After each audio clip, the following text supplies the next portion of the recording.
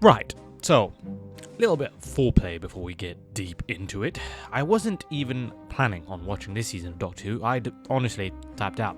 After all the chaos of the Chibnall era, then despite the return of Russell T Davies, the Disneyfied direction, the weird vibes of the last couple of episodes with CGI nostalgia bait and constant wasted potential, I was regretfully ready to let go of my childhood show. But this shit's like a Green Goblin mask. It's had such an impact throughout my formative years that it calls back to me, whether it's because they've fucked up or because they've done some good, and Twitter's abuzz. Curiosity always gets the better of me. This time it was the news that Ncuti was going out the door. Actually, let me paint you a better image. I was at work, on break, doing my thing in the break room, and the break room has this television that's always on the BBC channel. Most of the time it's got some fucking random ass show with this like Strictly Come Dancing or some shit like that. But that day it was playing Doctor Who, so I look up and I see 15 glowing and I'm like, oh shit, that's today, and thought, fuck it, might as well see what's good, and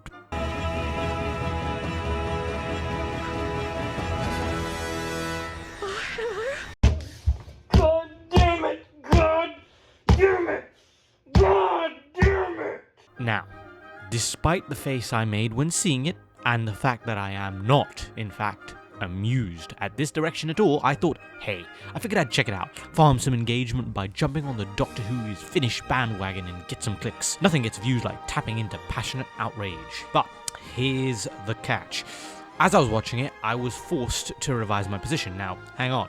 I'm not going to give RTD head and glaze the show, but I feel like as much as I'd like to just bash the show, I'd also like to cut the show from my childhood a little bit of slack, because I am in fact biased. Excluding the final episode of season 2, which it was dire. It wasn't that bad. The rest of it, I mean.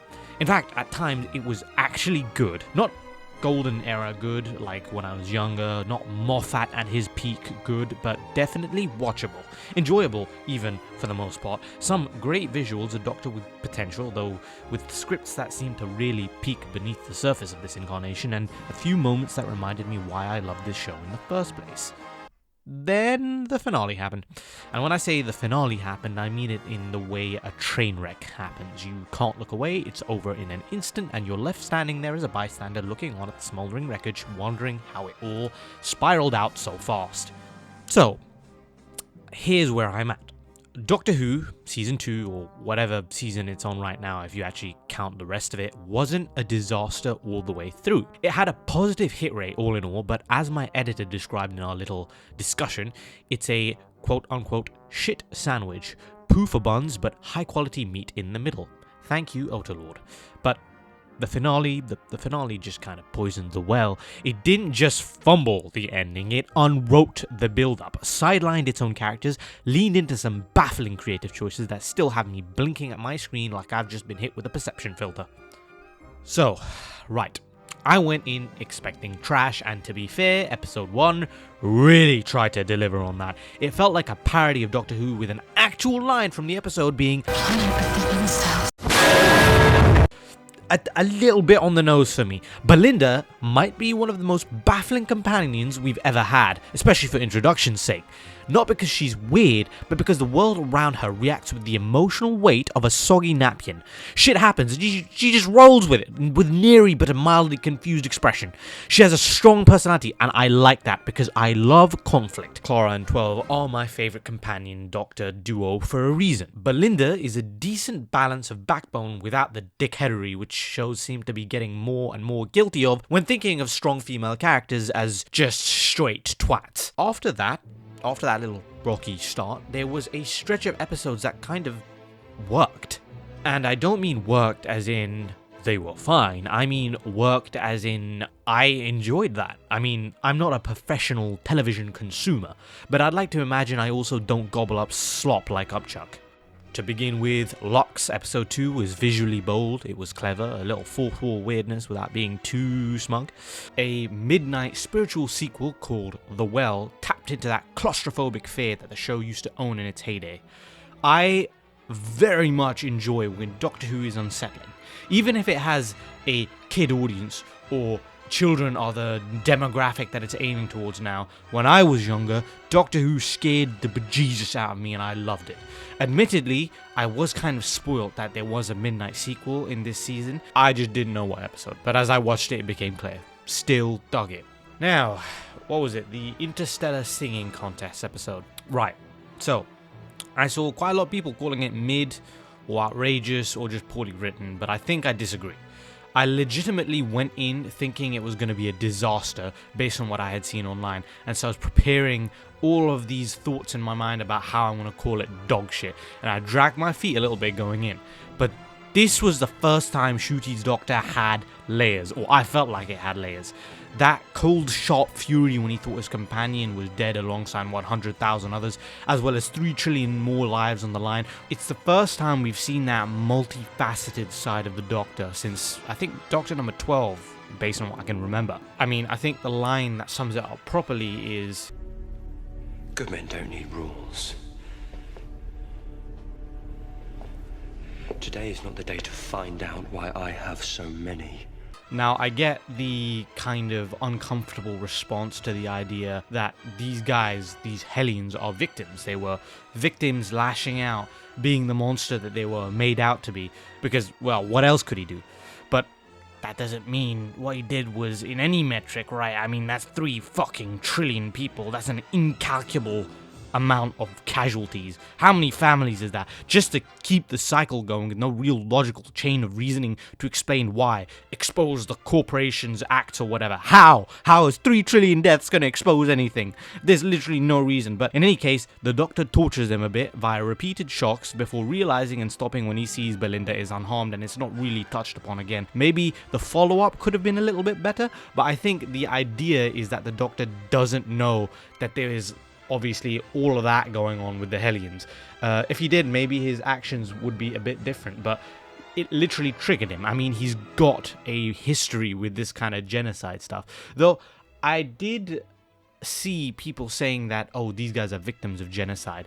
I didn't see any particular point in the episode where they referred to the Hellions as victims of genocide. I'm not saying that they're not victims. I'm just saying that the corporation bought their planet out, razed it to the ground. Obviously, very much colonial moves pertaining and relating to a particular set of events in a country in real life, perhaps. But is the genocide a real thing? I don't know. I didn't see that. Maybe I missed it. Maybe there's an audio book or something related to that, but I didn't see it.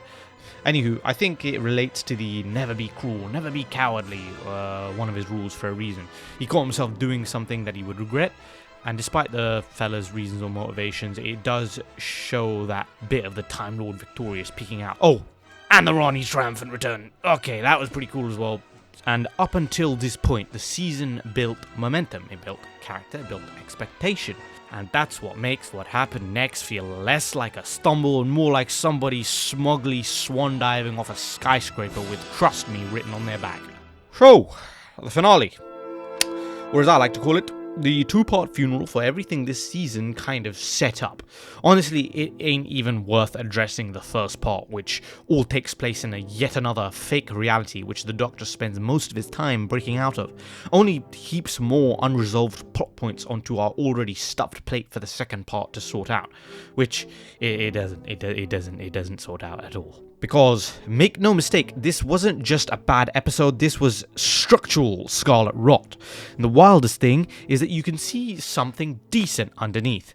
There's ambition there. You've got the Rani back, played wonderfully, I might add. Her casting is really good. You've got Omega making his grand return from the Underverse. That shit was pretty cool. My dad was excited about that as well. There's some real heavy ideas floating about connecting to past lore, infertility of the Time Lords, rewriting reality, trauma, legacy, parenthood, all of which crisscross and connect all the way back to the first episode of the first season with Ruby.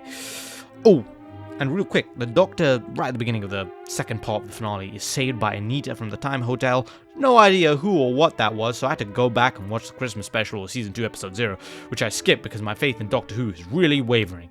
Turns out it was questionable in terms of story writing, but really good for 15's characterization, if only we got more of this, because Stephen Moffat really knows how to write him. Anywho, no digressing, let's go right back to it. Here's the catch.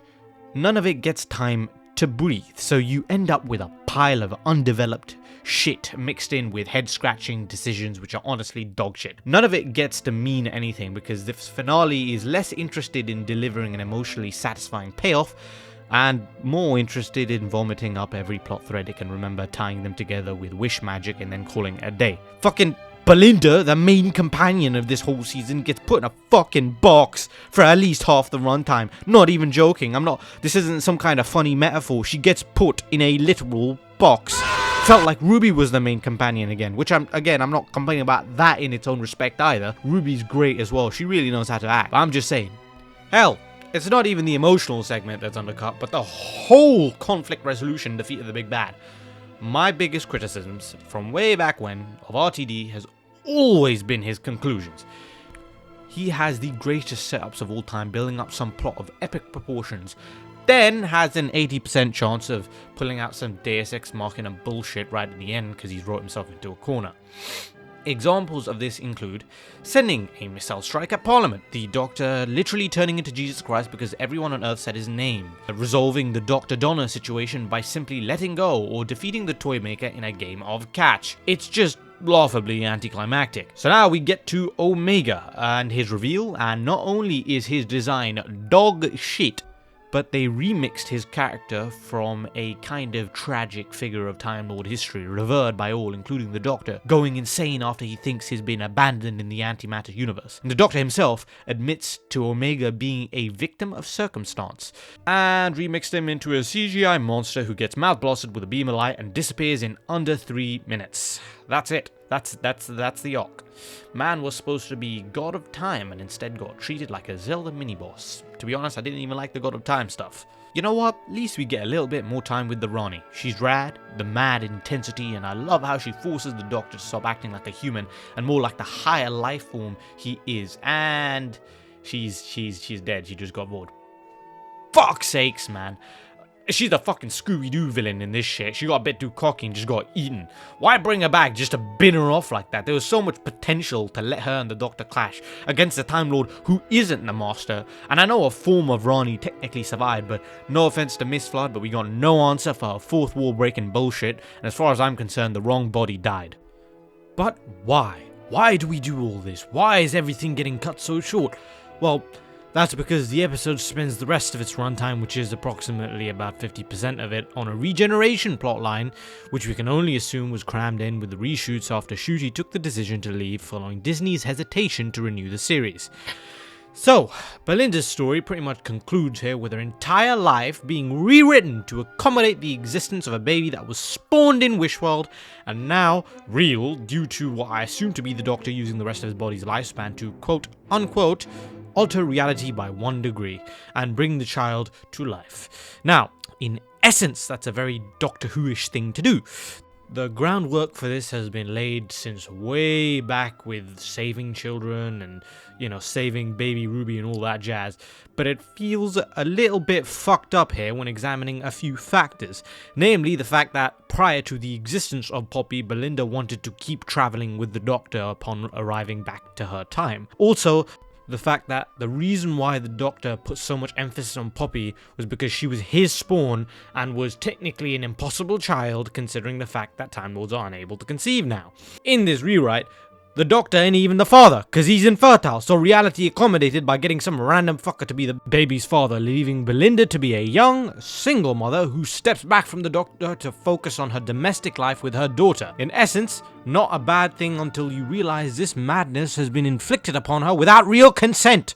Her insistence upon the baby's importance before was a byproduct of the fake reality, altering memories and choices. Fuck knows what she thinks right now. I can only conjecture that considering her initial strong objection to the Doctor taking a DNA scan without consent, she may also not consent to being forcefully made a mother and essentially guilt-tripped into a role, though that personality and conflict of interests from the first episode, which was the only real thing it had going for it, evaporated incredibly quickly. In short, she got introduced as a quick replacement, squeezed in on a decent premise, then backtracked to be yet another hopeless sycophant of the Doctor, and then unceremoniously shot in a box in a literal sense, then in-universe retconned. The optics of that are insane! It's like the narrative itself turns on her just to squeeze out one more tragic goodbye, which it then proceeds to paint as a good thing, despite the fact that forced motherhood might not be all it's cracked up to be, especially when she's a single mother.